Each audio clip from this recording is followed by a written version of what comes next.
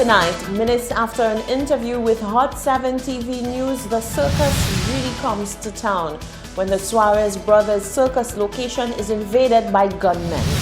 Ahead of the Roots and Soul Festival, the director of the National Trust says desecration of the grounds by any artist will not be tolerated.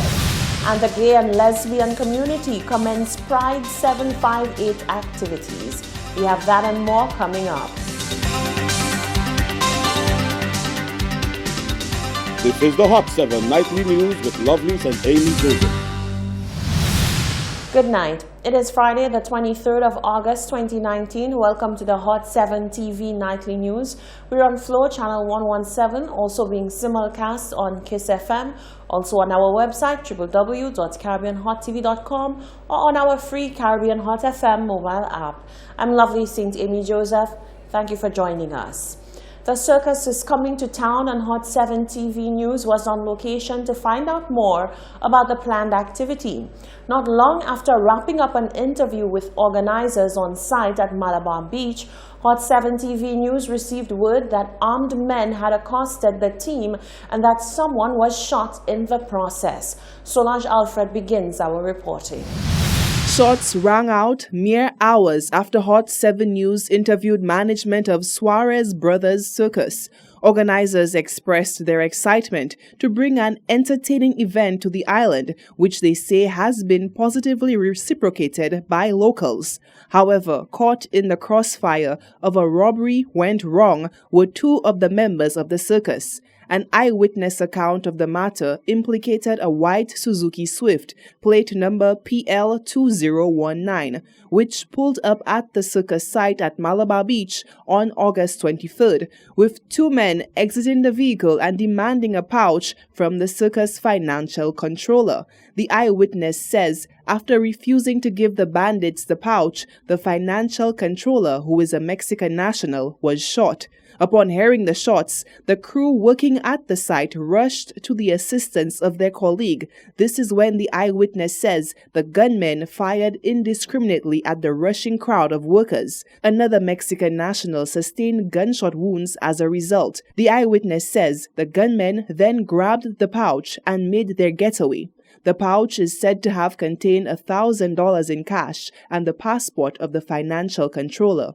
In total, the eyewitness recounts hearing 5 gunshots being fired. The two men were attended to by a medical professional who spoke Spanish. The eyewitness says the wounds did not appear to be life-threatening, with one receiving a bullet to the thigh and shin and the other a bullet to the back of the leg. Anyone with information regarding this incident is asked to contact the nearest police station or the crime hotline at 452-7463. Reporting for Hot 7 News, I am Solange Alfred.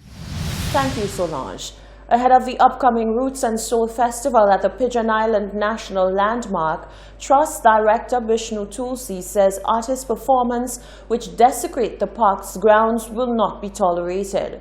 Tulsi's warning comes after a July performance at the venue that left the grounds littered with water bottles and tissue. Rochelle Gonzalez reports. Do you remember this performance during the event called Family at the Pigeon Island National Landmark?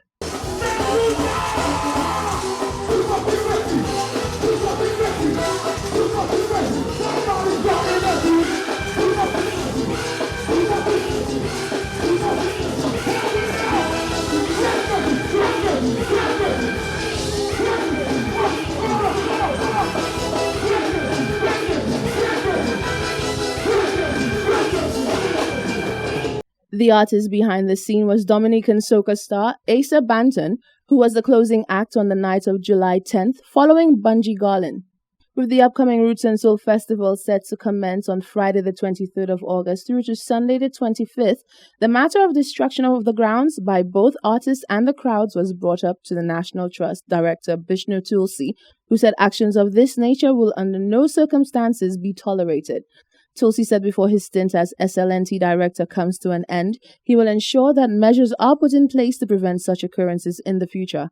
In the past, we have had cause to prevent certain persons from coming into Pigeon Island to do things because they do not abide by our rules. Given what happened with that show what I just learned, we have to re-examine that, and we have to look back at how we contract out the use of Pigeon Island and how we could tighten our contract to prevent that type of behavior.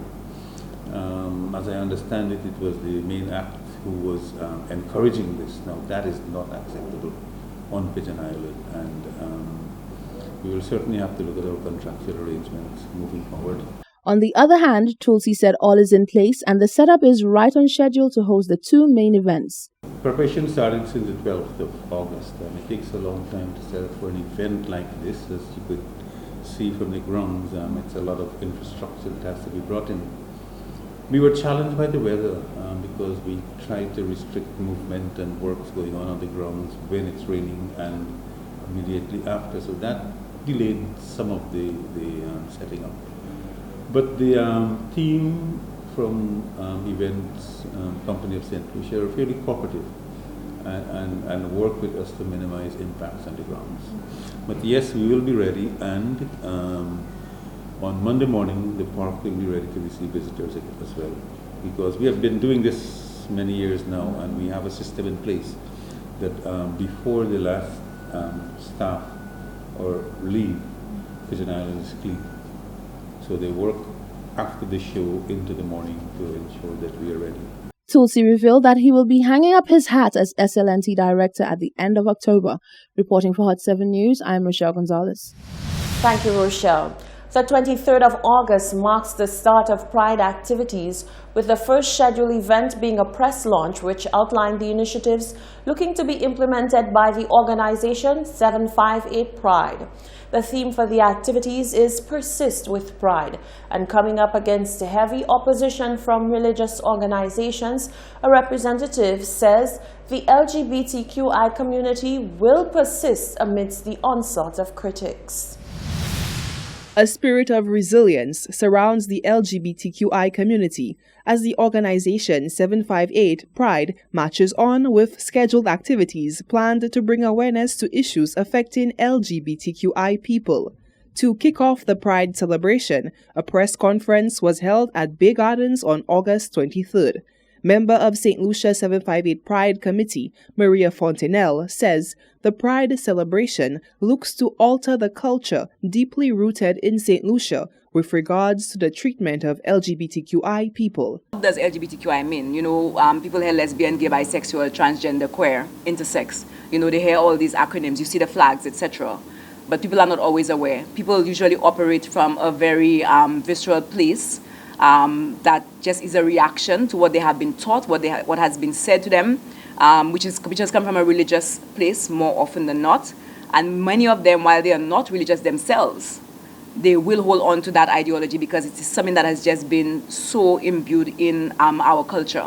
So it's almost more of a cultural than a religious thing at the moment. So we want to just discuss with people, what is it that you feel is so wrong about being an LGBTQI person? Why is it that you are so antagonistic towards the concept of a person whose sexuality is different than the norm? Why is it that you feel that this person should be attacked, should be put in prison, should be denied a job, should be denied housing, etc., just simply because they choose to love differently or that they love differently? Throughout the world, Pride Month is celebrated in July. However, with St. Lucia's calendar of events, the month of August was chosen to host the activities, which Fontenelle outlines. The celebration will encompass a variety of events and activities, which begins today, of course, with the press conference. We're going to follow later on with a panel discussion.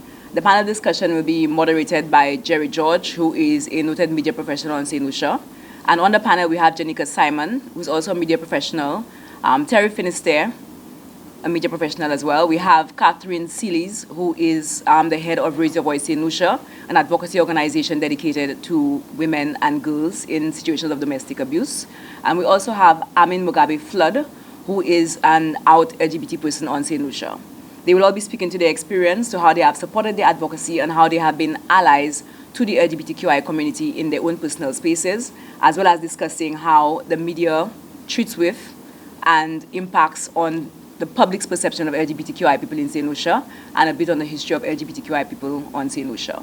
Tomorrow we have a knowledge and health fair that will be held in the William Peter Boulevard from 10 a.m. until 4 p.m. in the afternoon. Outspoken clergymen from both the Seventh-day Adventist Church and the Methodist Church have voiced their lack of support towards the Pride celebration. Fontenelle says she is perplexed as to the level of attention given to the LGBTQI agenda when the nation is laden with many critical issues. It is not concerning that they've spoken out against the Pride celebration, because we know part of the reason that we've not had and that we even have to have an occasion to celebrate LGBTQI people is because of that resistance from the churches. What is concerning is that they have not spoken out about all the other harms and ills that we have in St. Lucia that need to be addressed. And we have not heard from the churches. If I were a religious person going to church, I would certainly question my faith and question the people who are in charge of my church that this is what they would spend their resources on when there's so much happening in St. Lucia that needs attention and that needs the churches to come and have a voice on. Additionally, Fontenelle says the LGBTQI community in St. Lucia has never accused any religious organization of hate speech.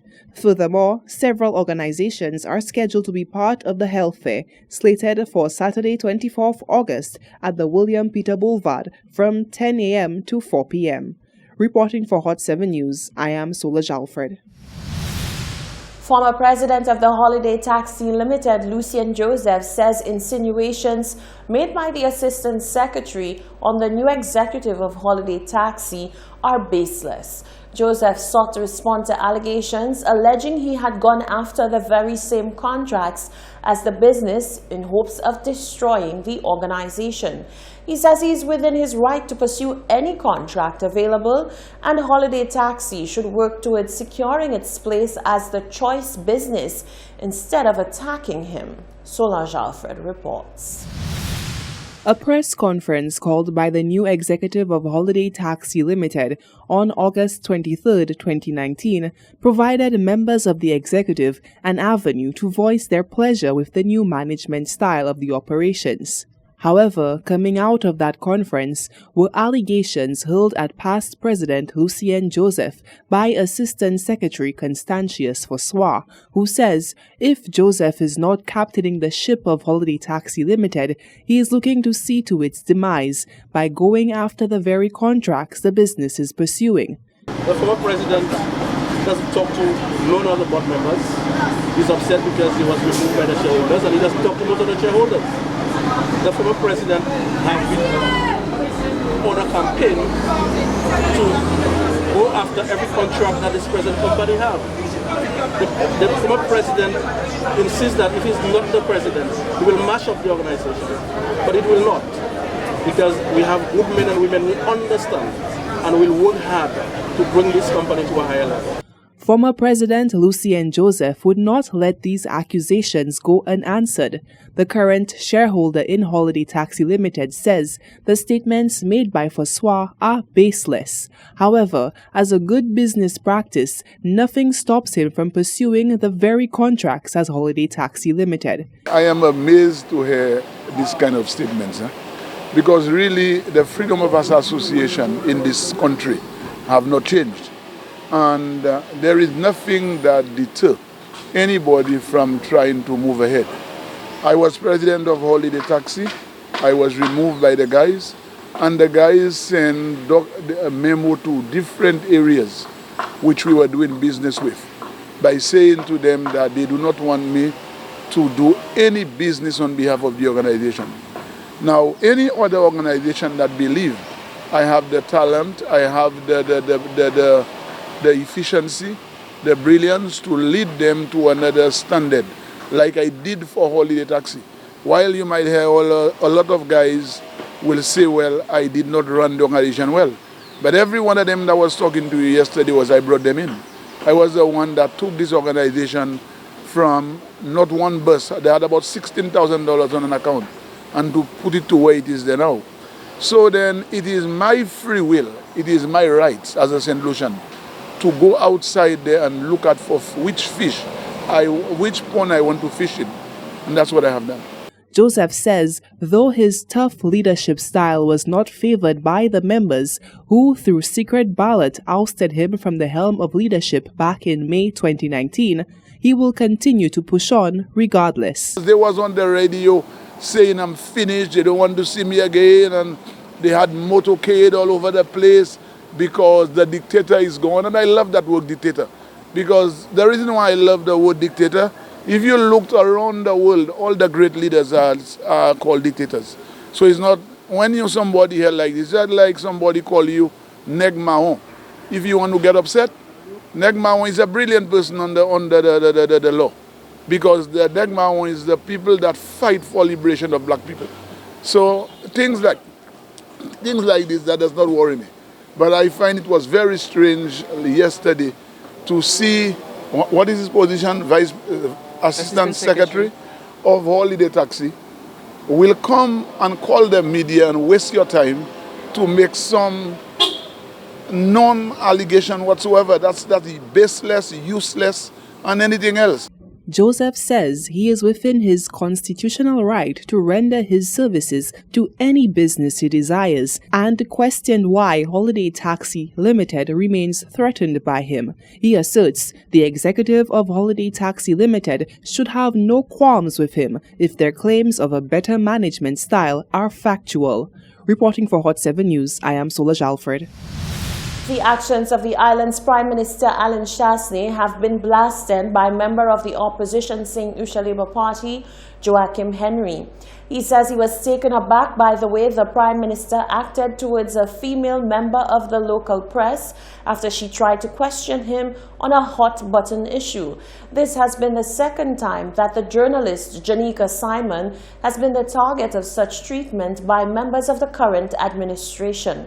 Rochelle Gonzalez reports. This was awful. Leader of opposition business in the Senate, Joachim Henry, was of course referring to this incident which occurred on Tuesday morning outside the House of Assembly. Good morning, sir. How are you today? Very good, thank you. I just want to ask a quick question about the National Health Insurance White Paper that was supposed to come out last October. Can you tell me who is working on that, and do you know what the progress is so far? Any other questions? The incident was between the PM and female journalist Janika Simon of Choice News Now. Henry highlighted the fact that this approach was not the first of its kind towards the said journalist, and that this behavior is somewhat telling. I was speechless, and I think that both in terms of I think it was Simon. I think so far, I think she's seemed to be on the receiving end from the UWP polity to, in particular, Guy Joseph and the Prime Minister. And I think that this is not correct. I think the Prime Minister could have answered the question and say would probably respond to us some other time, but to have dismissed her was really a bit of arrogance, in my opinion. Simon was caught up in a similar exchange with Infrastructure Minister Guy Joseph outside the House of Assembly on Tuesday, the 11th of June. Reporting for Hot 7 News, I am Rochelle Gonzalez. This is the Hot 7 TV Nightly News. When we come back, Phase 2 of the CCTV project is imminent. The CSA calls on the Sufre Foundation to pay up, and the Ministry of Education sends a rallying call to parents of students who will attend the new Sports Academy. That and more when we return.